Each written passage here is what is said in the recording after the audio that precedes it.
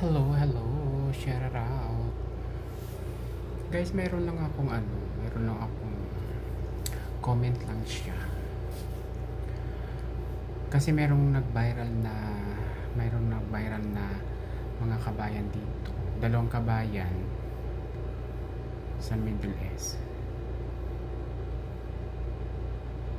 Pero, nakakulong na sila. Sana naman sa mga kabayan natin, kahit picture, wag na lang ipagkalat, wag na i-post kasi mas lalong nakakahiya. Mas lalong nakakahiya kapag pinupost kahit picture yan, nakakahiya sobra. Mga Pilipino, mga kabayan, kahit OFW. Kasi imagine mo, minor de edad yun eh. Tapos kita-kita pang itsura ng dalawang kabayan. Nakita ko talaga yung kung paano kung paano mag tumbling si ate. Hindi ko na lang talagang hinayaan ko na lang. Nung nakita ko yung grabe si ate mag-tumbling. May paupo-upo pa siya, may patagil. Naku po, wag niyo na lang po i-post yung mga kahit picture naman kasi nakikita yung mukha ni ate. Mas lalong nakakahiya. As in, mas lalong nakakahiya sa ginawa ng dalawang kabayan natin na OFW. Mga Bisaya pa naman. Hindi natin alam kung anong sa kanila kasi minor de edad yun. At saka isa pa, nasa Arab country sila. Middle East yun.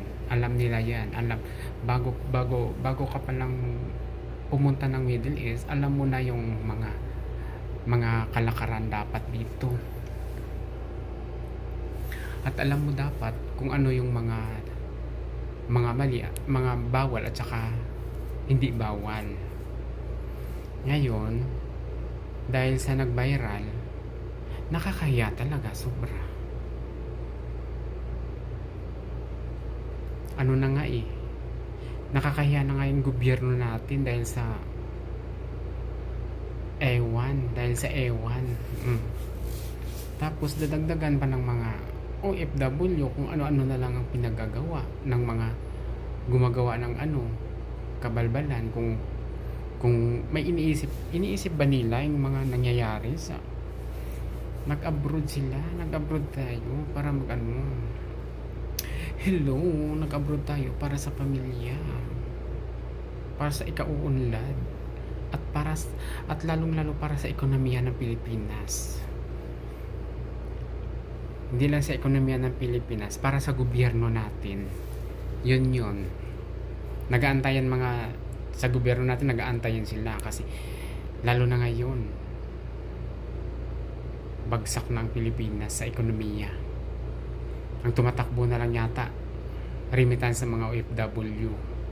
Kasi parang OFW na lang ang bumubuhay sa ekonomiya ng Pilipinas. So sa mga taga Middle East, hindi naman lahat yun ha. Siguro nangati lang talaga sila. Or napagtripan nila, so hindi nila naisip. Okay lang sana kung walang video, nakakaloka ha. Tapos Bisaya pa ang salita. Ang galing ni ate mag-tumbling, as in. Nakakahiya talaga ang ginawa ni ate. Hindi man lang naisip kung ano ang kahinatnan balang araw sa ginawa nila. So nakakahiya as in. Lalo na kapag nag-viral yan talaga ng bongga. Makita na mapanood ng mga ibang lahi. Sana naman sa mga kabayan, wag na lang i-post ang picture kasi mas lalong nakakahiya talaga, as in lalong nakakahiya. Wag na lang i-post ang mga picture.